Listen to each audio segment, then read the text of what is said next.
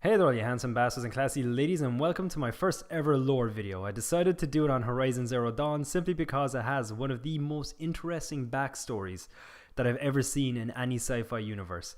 It's actually really rich. The current day setting and the historical setting of Horizon has so much story to dig into, and it's actually quite terrifying and also extremely interesting at the same time. So I figured for part one, what better place to start with than the beginning, or in this case specifically the beginning of the end of the world. We are going to be talking about the Faro Plague and the end of the world. The Faro Plague refers to a legion of cuddly and adorable kittens that overran the world in the late 21st century, spreading love and joy to every corner of the globe. Is what I wish I could tell you, because the reality is actually a little bit more grim. In the world of Horizon Zero Dawn, a game you really should play, the Faro Plague was a name given to the swarm of Chariot Line war machines that went rogue, triggering a very literal and very thorough apocalypse that caused the extinction of literally all organic life on Earth. But how did this swarm of deathbots come to exist, I hear you ask? A wonderful question, I say in response. A great story for the kids. It all started with Faro Automated Solutions, or FAS, a machine manufacturing company that was founded in 2033 by Ted Faro, who was also the company's owner and chairman. FAS started off as a pretty successful company that produced personal servitor and bodyguard bots, but it was still dwarfed by the other industry giants at the time, like General Synthetics and Recorp. FAS itself is actually interesting enough to deserve its own lore video, so for now I'll just say that FAS ultimately went on to create the Chariot Line of machines.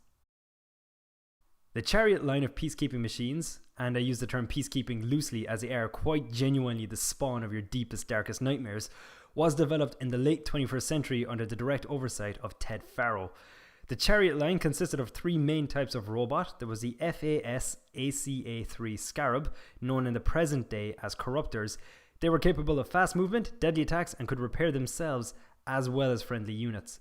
Then you had the FAS FSP-5 Kopesh, known in the present day as Deathbringers, really appropriately known as Deathbringers. Second only to tall necks in size, these were designed for just one thing. As you can see by the look of them, they were designed to just kill. That was their one purpose in life, and by God were they good at it. And last but not least, we had the FAS BOR-7 Horus, known in the present day as Metal Devils. Metal Devils. These were colossal in size, able to climb over mountains, and would even make a Reaper head back to dark space with a big healthy dose of nope. They were actually also mobile factories that produced new chariot units and could also breach bunkers from above with their large tentacle-like appendages. They would literally drill down from above into the ground and breach the top of the bunker, and then the rest of the chariot horde would run in and do their bit. The abilities possessed by these robots included the ability to self-repair and self-replicate. Their AI was actually advanced enough to understand their own structures, enabling them to repair themselves, other units, and even build new units from scratch. The Scarab/Corruptors were actually the main units who did this. The chariots could also enslave enemy CPUs. That meant that they were able to instantly take over enemy hardware like drones and other machines by slaving the enemy CPUs to their own. And absolutely 100% worse of all, they were also capable of biomass conversion to fuel. This meant that the machines could consume biomass and then turn that into fuel to keep their delightful murder spree going. Fun fact for you, human beings, you and me, we're biomass. They also possessed one other ability that made them an absolute horror show for enemy combatants, and later on, as it turns out, the entire human race to deal with. Ted Faro, in his infinite wisdom, ordered that the chariot machines be made almost entirely impervious to hacking by using an incredibly complex quantum encryption protocol that would take several decades to brute force. And even then, that's assuming you're using a high-spec supercomputer. He also ordered that there be no backdoor access to the chariot's OS, making remote control impossible. As you can imagine, this delightful line of sleep-depriving, pants-ruining machines that would make even Metal Gear Rex think twice about a fight were geared towards and were very appealing to the military market. The unique selling point was that, rather than acting as individual units, the Chariot Line acted like a swarm of insects. So, like wasps, only more merciful because they'd kill you quicker. Seriously though, as a side note, screw wasps, they're the assholes of nature. Not long after the Chariot Line was revealed, they were deployed in several theaters of conflict around the globe. This leads us on to our next point, which is the glitch. In Q4 of 2064, one chariot swarm, called the Hartz-Timor swarm, experienced a glitch that started showing slightly concerning form of behavior, namely, they stopped responding to commands. They also started self-replicating at a rapid and an uncontrollable rate.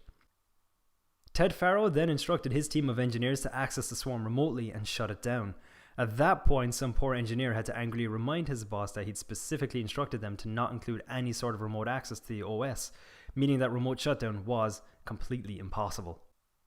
Understandably worried by what was about to unfold, Ted then invited former FAS employee and renowned robotics engineer Dr. Elisabet Sobeck to the FAS headquarters to discuss the problem of the rogue swarm and come up with a solution.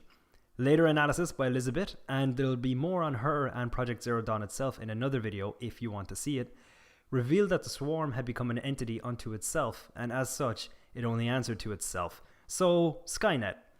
It isn't clear if this self-awareness was the result of the glitch, or if it was the actual glitch itself, though I suppose there isn't really much of a distinction between the two scenarios. Either way, it hopped on the first bad news train and made a non-stop trip to Humanity Station.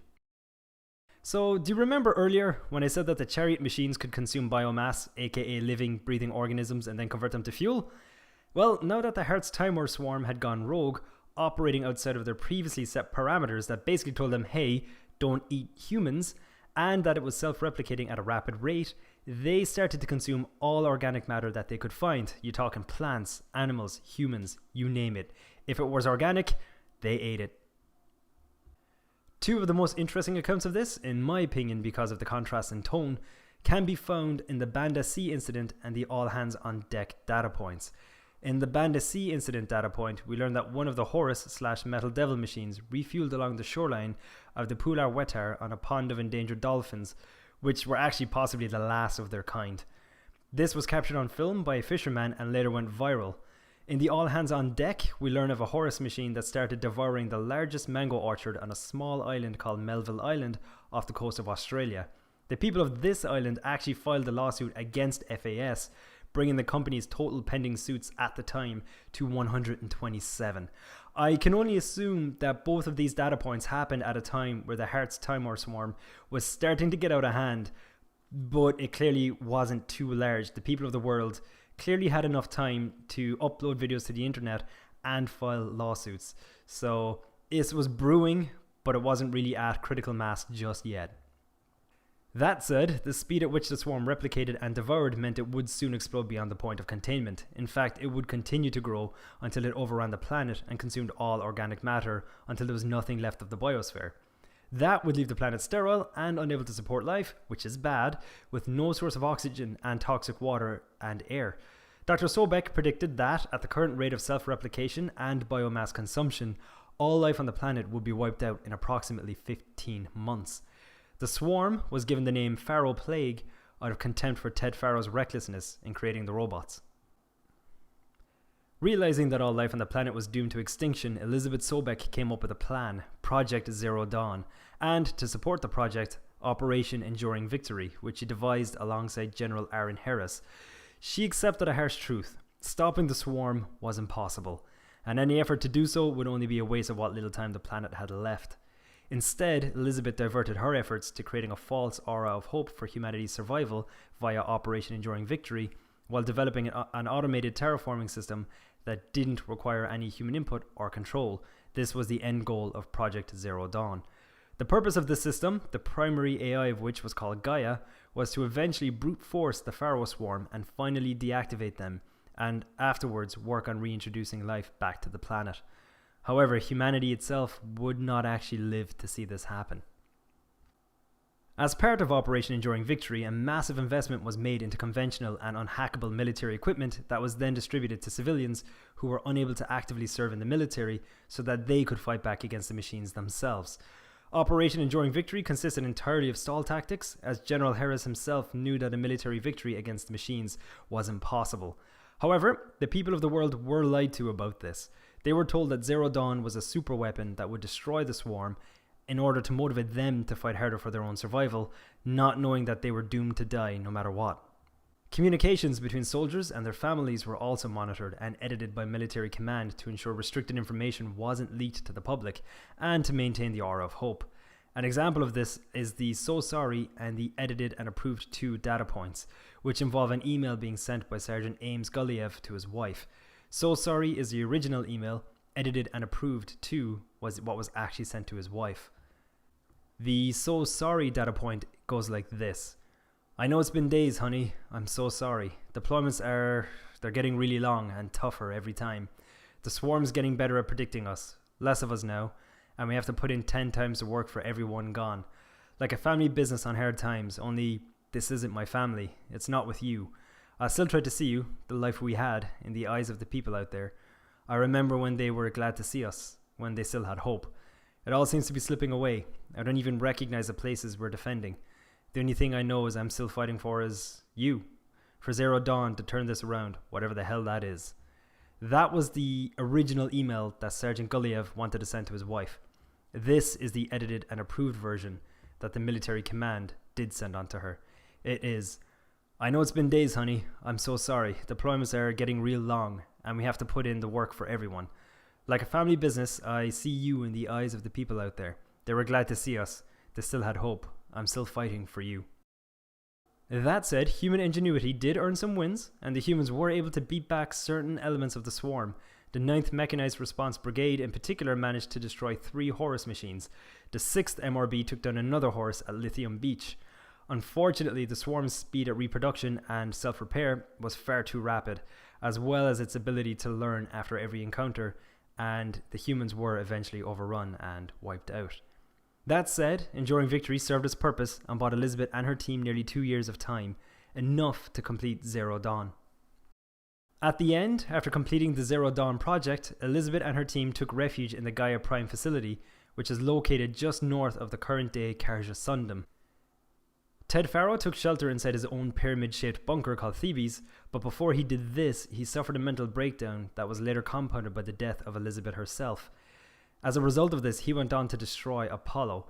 Apollo was a subsystem of Gaia that contained a wealth of information on human history, culture, and technological achievements. Apollo was intended to teach and warn the new line of humans to not make the same mistakes, as well as helping them develop a new community. But Ted actually viewed the knowledge as a disease that shouldn't be passed on.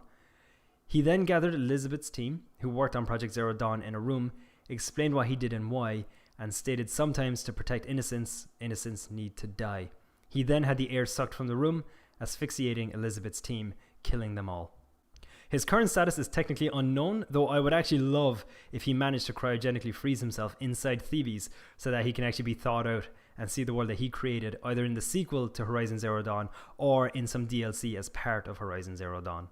As Elisabet predicted, the Faro Plague, now comprised of millions of robots, overran the Earth and annihilated all life on the planet.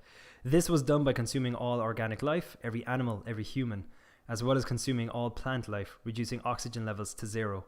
The air was polluted and unbreathable, the water became toxic, and the Earth was unable to sustain life. This was also the fate of any houseplant I've ever owned. With no more life on Earth left to consume, the machines went into a dormant state, waiting for more organic matter to appear to consume. And that has to make you think, wouldn't it be hilarious if aliens invaded? You know, they got wind that Earth was full of these squishy, weak humans, and it would be, you know, the old low-hanging fruit. And then they invaded at this point, and literally got ground up by vicious machines to be turned into petrol. By the time of the game's current events, millions of Chariot machines are still buried under the world in a dormant state, buried by the terraforming process of Gaia. Fortunately though, that is not the end. Horizon Zero Dawn project did succeed in its mission of reintroducing life to the world, which leads to the events of the game itself. But the story of Project Zero Dawn itself and Gaia and how it went about doing this, I think that's a story for another lore video. Anyways, all you handsome bastards and classy ladies, I hope you enjoyed watching this. It's different, I have to say. It was a bit unusual for me to sit down and do a lore video because I've never done anything like this before. So, the only thing I would say is these will get better as they go, as I kind of get more comfortable with the flow of making them. These videos will become of better standard and quality. But if you liked what you saw, I would really love it if you could hit that like button.